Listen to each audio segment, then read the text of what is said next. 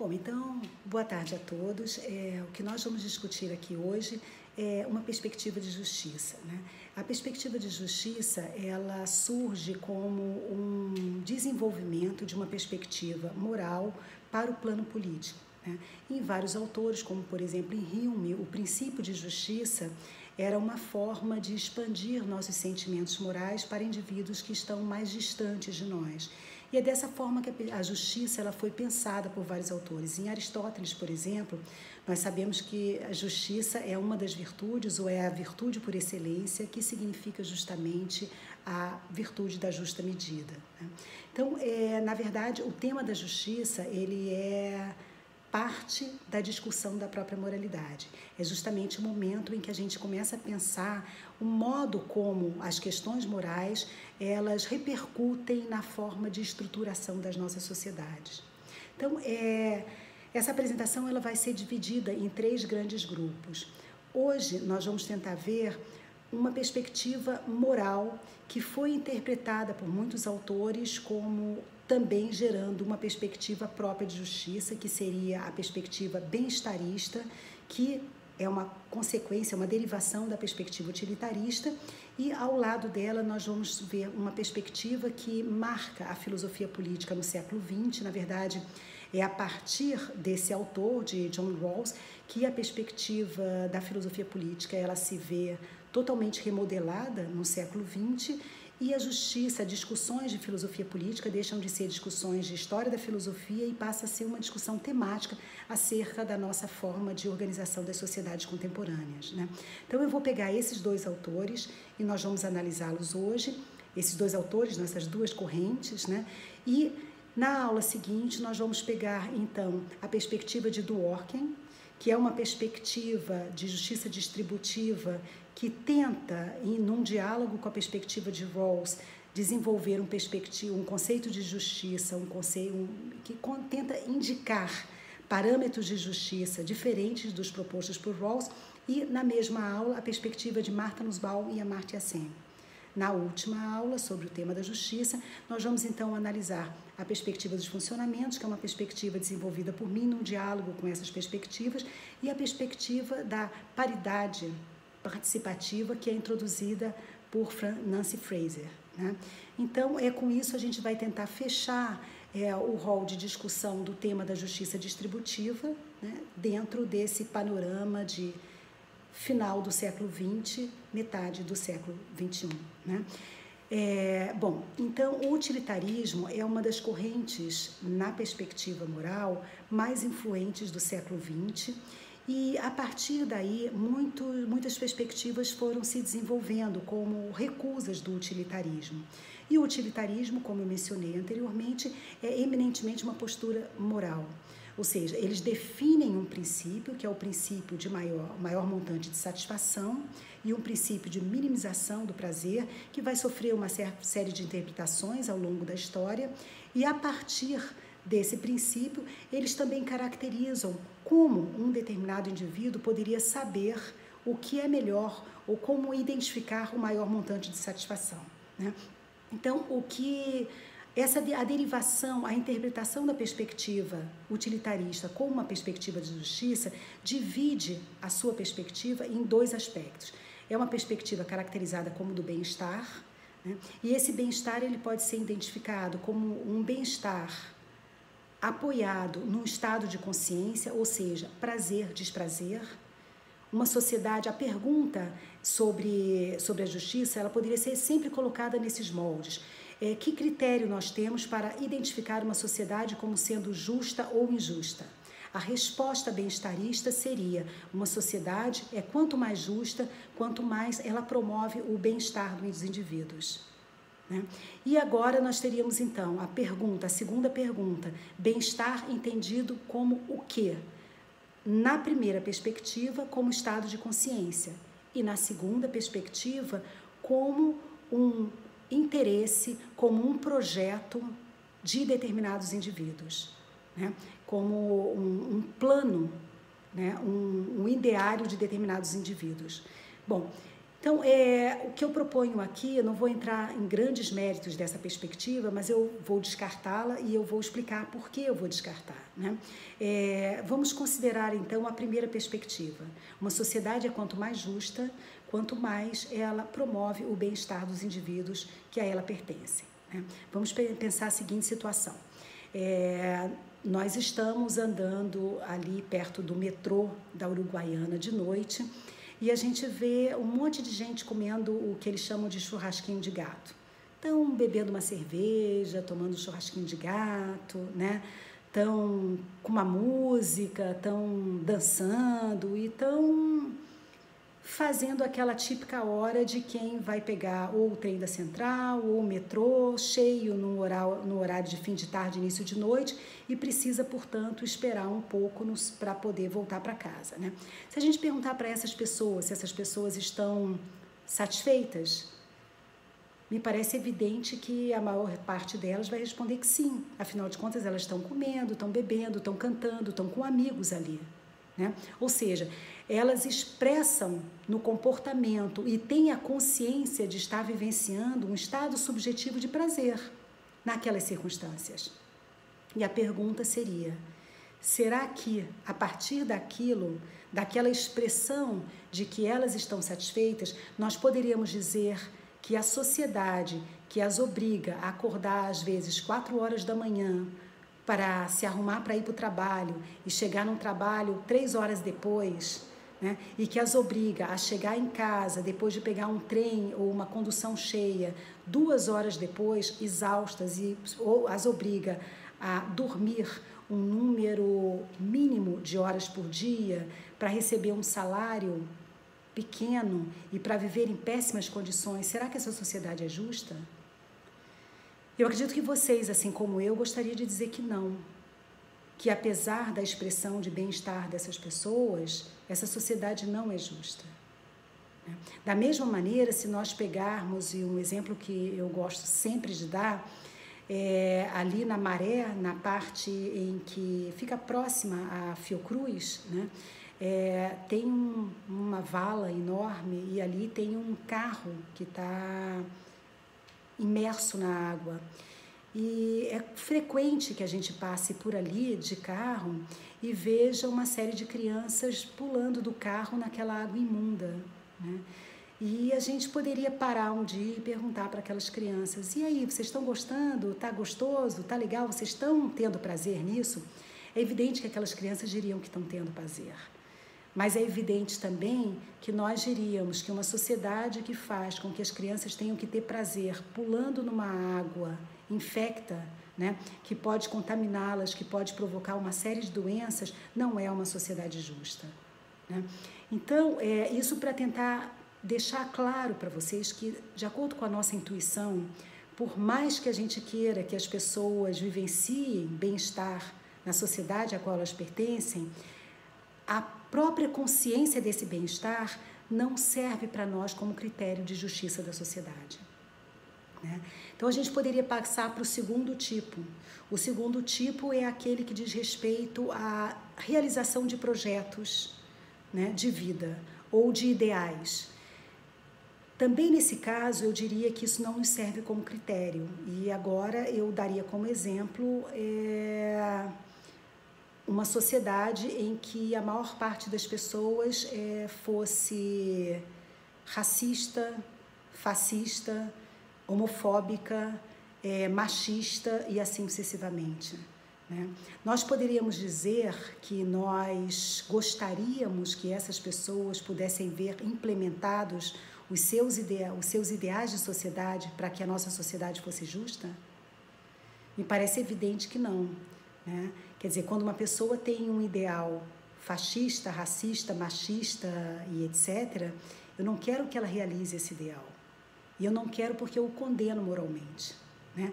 Então, isso significa, se a gente pegar essa segunda interpretação da perspectiva bem-estarista, isso significa claramente que há um elemento moral que avalia os projetos e que só enfatiza uma sociedade como justa quando ela implementa certos ideais que nós consideramos moralmente corretos, moralmente adequados, né?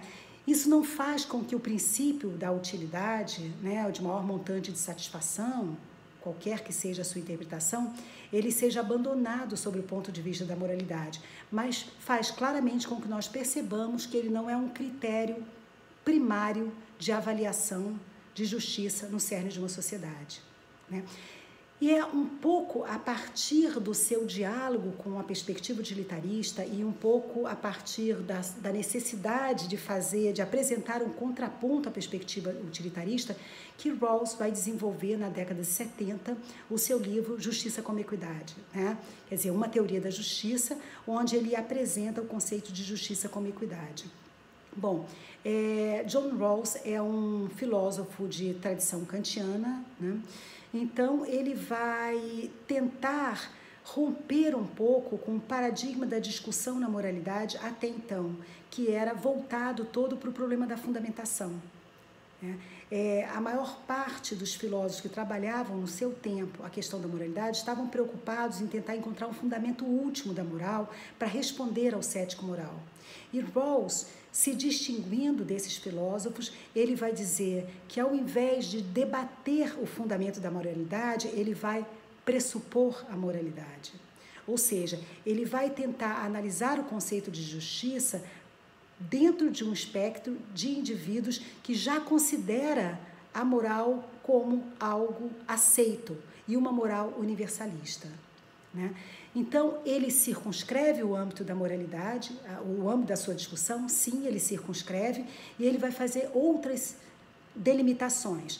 Ele vai tentar mostrar também que ele não vai discutir a questão da justiça sobre o ponto de vista da interpretação de ações e regras. Ou seja, ele não vai tentar discutir se uma ação de um indivíduo é justa ou injusta.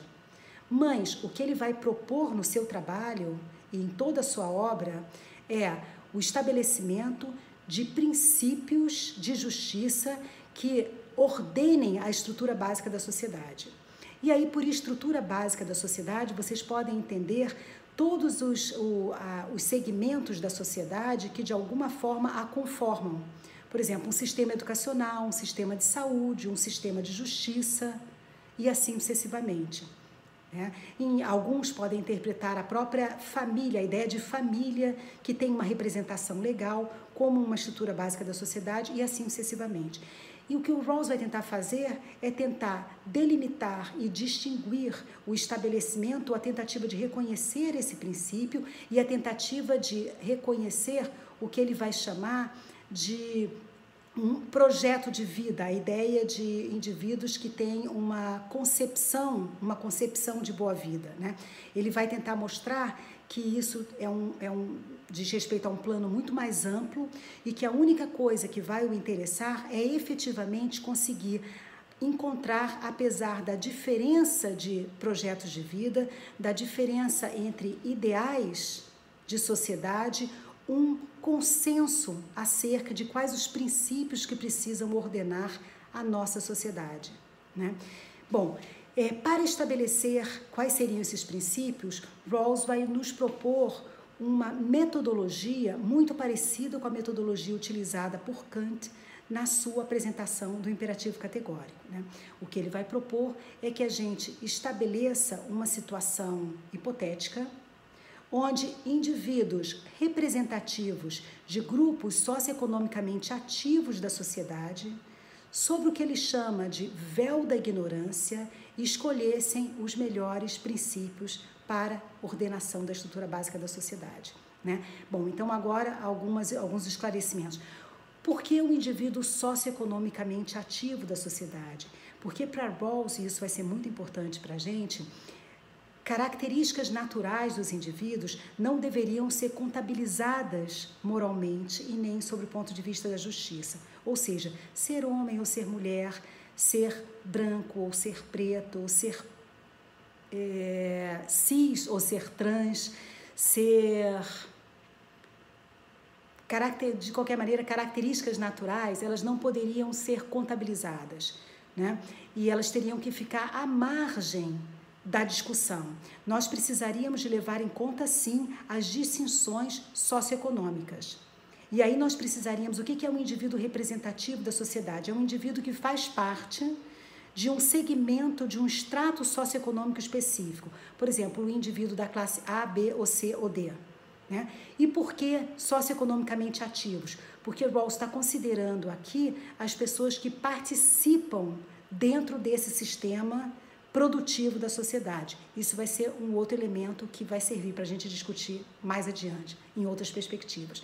Bom, mas é muito importante deixar claro que Rawls faz esse recorte justamente porque Rawls, portanto, não é um autor que nos serve para discutir rações afirmativas e nada disso. Por quê? Porque essas são questões, essas são discussões que envolvem justamente uma consideração de que aspectos naturais ao indivíduo modelam sim o modo como ele é reconhecido na sociedade e definem sim o modo como a sociedade reage a ele, portanto, as condições em que ele vai se ver reconhecido ou não sob o ponto de vista da justiça, né?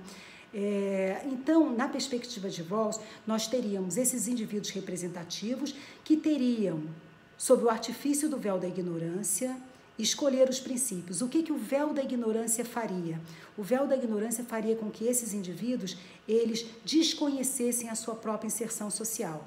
Ou seja, ainda que o indivíduo pertença ao segmento mais beneficiado da sociedade, a classe A, por exemplo, né? Esse indivíduo, por desconhecer a sua inserção social, ele automaticamente teria que levar em consideração todas as demais perspectivas, todos os demais segmentos da sociedade, né? Então, ele desconheceria a sua própria inserção e, paralelamente a isso, ele, como indivíduo representativo, ele precisaria ter todo o conhecimento possível das demandas de todos os segmentos, né? Por essa descrição, vocês já percebem que basta um indivíduo, né? A gente não precisa mais imaginar indivíduos das diversas classes. Basta um indivíduo que, não sabendo da sua situação, ao mesmo tempo soubesse de todas as demandas. E aí nós perguntaríamos a esse indivíduo que princípios ele escolheria, né? Bom, na perspectiva de Rawls, então, 2 princípios vão ser eleitos. E 2 princípios, sendo que um deles, o segundo deles, vai se bifurcar em outros 2, né? O primeiro princípio é um princípio de liberdades iguais. Todos os indivíduos, eles teriam que ser igualmente livres, independente do pertencimento a qualquer classe socioeconômica da sociedade, né? E o segundo princípio é um princípio que se divide no princípio da diferença e no princípio de igual oportunidade. O princípio da diferença, que vai ser o princípio mais importante aqui, é um princípio de distribuição que vai dizer que todo bem deve ser distribuído de tal forma que ele favoreça sempre a posição do segmento menos favorecido da sociedade. Então, nós podemos imaginar, Rawls, ele não vai estabelecer um teto dessa distribuição, ou seja, ele não vai dimensionar que tipo de diferença entre o segmento menos favorecido e o mais favorecido nós precisamos reconhecer como legítima. Para ele, essa diferença, ela seria pouco representativa, ela poderia ser insignificante. Por quê? Porque o que mais importa é que os mais favorecidos, eles só poderiam vir a obter alguma vantagem se o grupo dos menos favorecidos obtivesse uma vantagem, né? E aí vocês poderiam dizer, tá, mas se eu favoreço os menos favorecidos, mas mesmo assim eu favoreço demais os mais favorecidos, eu não poderia gerar um problema dentro dessa sociedade? Na perspectiva de Rawls, não, porque ele vai introduzir outros 2 elementos como pressupostos da sua teoria.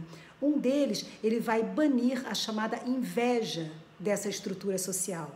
Ou seja, os indivíduos que pertencem ao grupo menos favorecido, eles não invejariam os mais favorecidos. E dessa forma, o fosso entre eles poderia ser enorme sem que nenhuma das partes se visse prejudicada, né? E outro elemento que ele vai também banir dessa sociedade é a ideia de que nós agimos de tal forma a arriscar, né? E se nós não somos seres que arriscam, que fazem apostas radicais, nós escolheríamos, segundo eles, esses mesmos princípios, né? Por que ele vai dizer isso? Bom, a prioridade do primeiro princípio, o princípio da liberdade, que pode, ao meu ver, ser bastante questionável, ela se vê justificada dentro desse quadro, porque o indivíduo, para que ele possa decidir sobre qualquer conteúdo, ele tem que ser, antes de mais nada, livre. Então, a liberdade é um pressuposto de uma perspectiva que tem como pano de fundo uma estrutura contractual, né? Onde os indivíduos precisam, de alguma maneira, se reunir e discutir para chegar a um consenso sobre a escolha de alguma coisa. Isso só é possível se os indivíduos são efetivamente livres para expressar suas opiniões. Isso, de alguma maneira, dentro desse contexto, explicaria a superioridade ou a prioridade do princípio, do primeiro princípio sobre o segundo, sobre o princípio da diferença, né?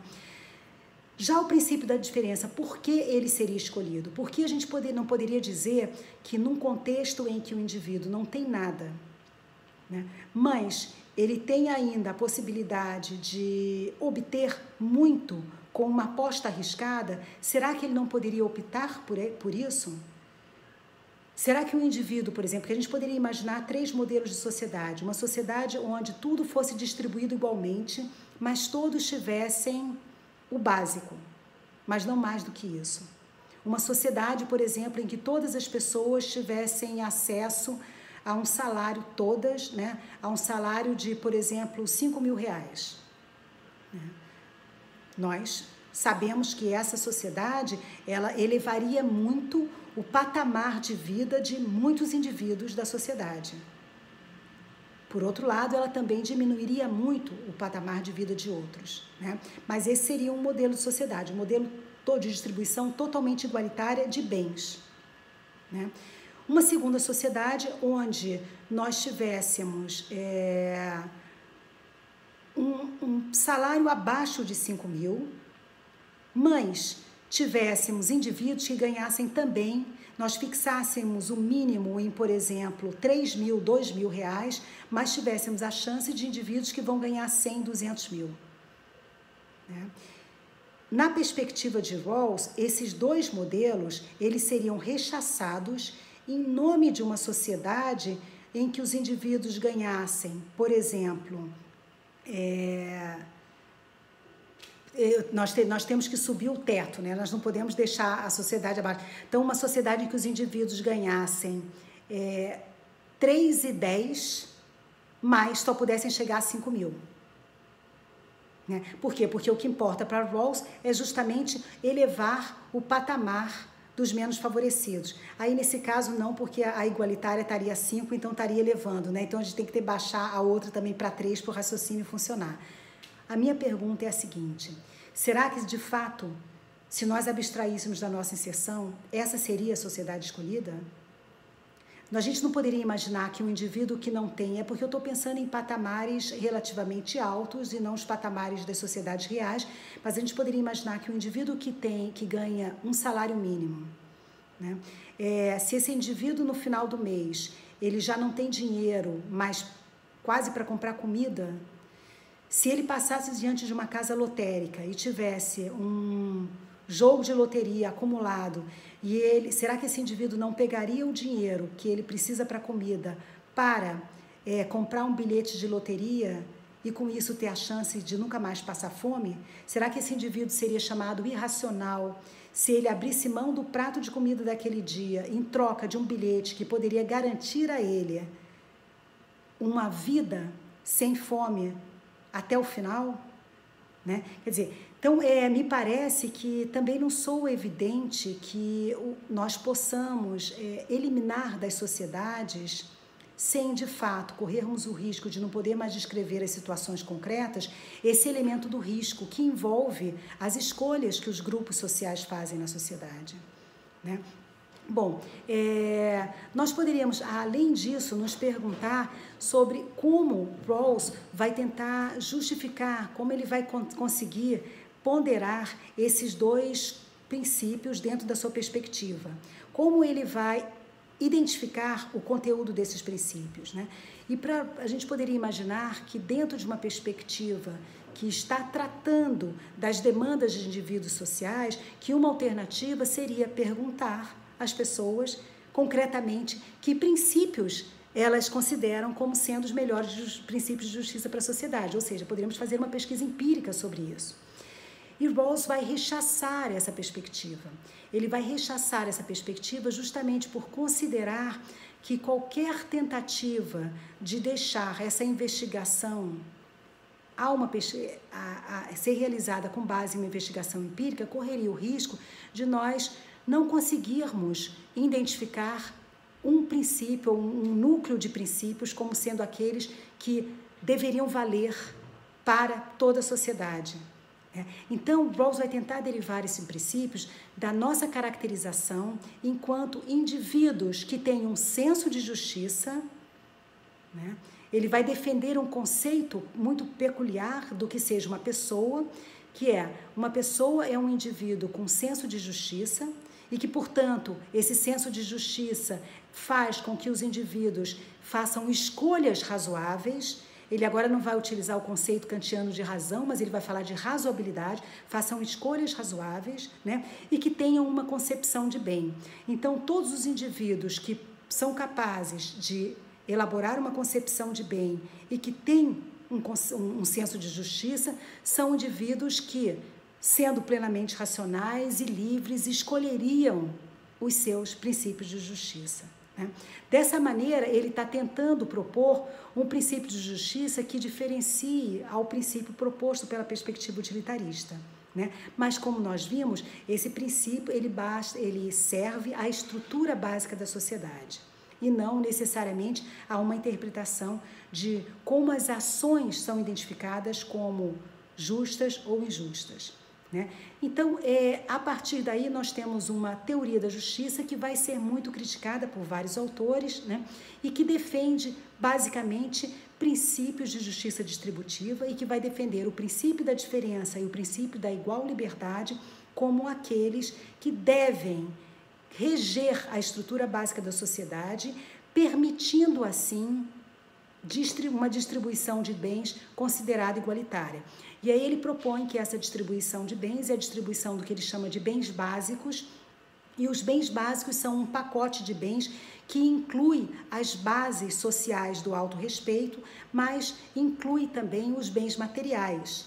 E esse pacote de bens básicos, ele deveria ser comum a toda a sociedade, todos deveriam ter essa mesma distribuição, a estrutura básica da sociedade deveria garantir esses bens básicos a todos os indivíduos e esses bens, eles seriam bens que o indivíduo teria, aos quais ele teria acesso, já não estando numa situação de precariedade absoluta. Ou seja, esses bens não são bens que vão tirar o indivíduo de uma fome profunda, mas são bens que os indivíduos de uma sociedade que ele vai chamar de bem organizada, bem estruturada, aos quais eles teriam acesso por já estarem em um patamar que não é o patamar da escassez absoluta. Então, e por que eu estou fortalecendo, estou frisando aqui essa ideia? Porque a gente não está falando aqui de algo que seja básico no sentido de garantir a subsistência de uma pessoa. A gente não está falando do que seja condições mínimas de subsistência. Nós estamos falando de algo que os indivíduos vão poder desfrutar, vão poder usufruir na medida em que eles já possuem esse mínimo. E esse é um outro aspecto de precariedade da perspectiva de Rawls, porque ele insiste em toda a sua obra que ele trata de princípios de justiça em sociedades bem organizadas, em sociedades que já saíram de um certo patamar de total escassez, o que, portanto, não corresponde à nossa sociedade.